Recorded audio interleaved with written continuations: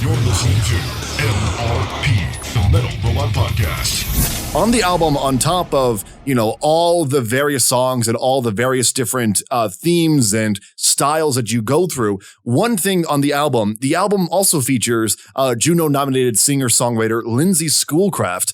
Now, with the connection to the project's history, from what I can tell from the bio, tell me how significant it was having her performing on that final song. Oh, it was really significant. And honestly, I have to say, it is a dream come true because Lindsay is the one who inspired me to become a vocalist. And I know I say this a lot, and I've said it a lot in a lot of interviews, but when I first met Lindsay, I met her at the Heart of Luck bar in Toronto. And this was when I was hosting a radio show called The Rush, and it was on a radio station called Vibe 105. And it's located at York University. And I was hosting a metal show. And when I asked her to come onto my show, I had told her, something, I always wanted to, experiment with music. I always wanted to be a metal vocalist. I feel like I have that drive in me to do it.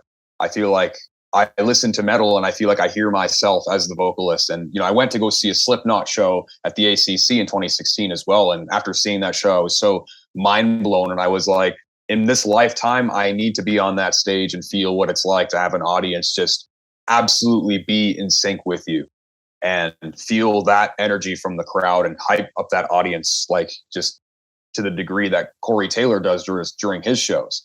And even when I was hosting my radio show, I had that same energy of a front man. I felt like I was trying to get an audience into what I was doing. And I felt like it wasn't quite the same because you don't have that. You don't really get to create music, that you're not really creating music. You're kind of just sharing music, which is an awesome thing to do. But as a creative person, I've always kind of had that in me since I was a kid. I was writing stories about demonic monsters that my grade 2 teachers would send home and say, please tell your son to read the Bible. And then, and I always loved playing with my voice. I love, and voice acting was a big part of what I got into in my late teens into my 20s, and even just doing character voices for my friends and family, making them laugh and all of that. And then that was why learning growling came so easy to me, because I felt like I was already doing a lot of those voices already as a kid. When Lindsay, when she agreed to do the album, I was so happy because Lindsay is a friend of mine, and she is the person who inspired me to become a vocalist and said, yes, go for it, go for your dreams. And, it was really a full circle moment when she agreed to do the vocals, and I wrote the lyrics of the day that my dog passed away. And this was a song about letting go of somebody you love and moving on. That's why it's Dawn of the Shaded World, because this is moving into your shadow. And it's kind of and what death does for us is that it allows us to put life into perspective again. And it allows you to really reevaluate life and sort of decide who you want to be after this loss happened, after this big, great disconnection happened.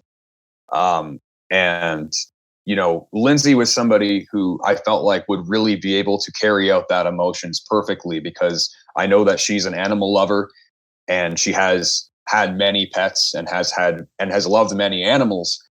And I felt like she can really feel the emotions in those lyrics and deliver them.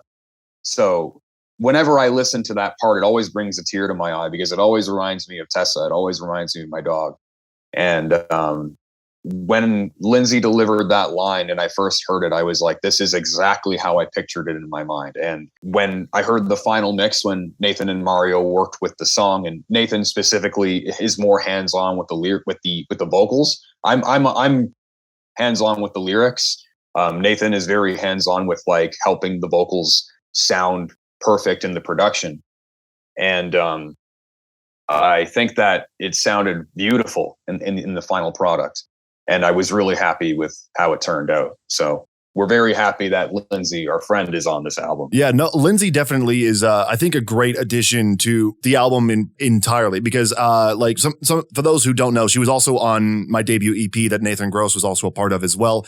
And to hear that she was inspired you to become a vocalist, I think that is definitely something a lot of people, I think, can relate to in many ways. And plus, me with a radio background and as well doing a lot of voices as a kid, getting into doing metal vocals, I think in many ways, are we the exact same person in that regard? I think we might either that or we have to like swap the Zoom screens. Yeah, well, there's this. Just go like, whoop, and be like, okay, it's like in parallel, like we're in parallel universes. So I guess in a lot of ways we probably are the same person. If I unzip myself and you unzip yourself, you might be me and I might be you. Just like the Mission Impossible mask reveal.